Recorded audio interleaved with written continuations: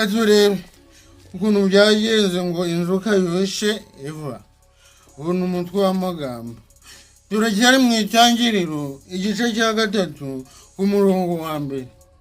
Imana ikimara kurema Eva, inzoka iramuhosha. Dore uko byagenze.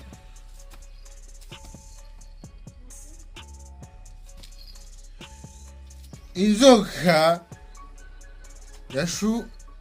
yarushaga uburiganya inyamaswa zo mu ishyamba zose. Uwiteka Imana yaremye ibaza uwo mugore iti, inzoka buriya yarize ubwenge cyane ku buryo yarushaga inyamaswa zose zo mu ishyamba ubwenge.